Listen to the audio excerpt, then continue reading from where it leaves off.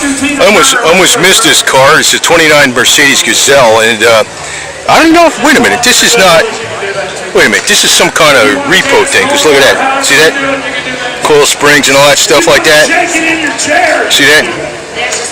That's what I was wondering, if I was suspicious. It's 29, it's like yeah, seats and all that, but still it's bitching. So this thing, you can run this thing off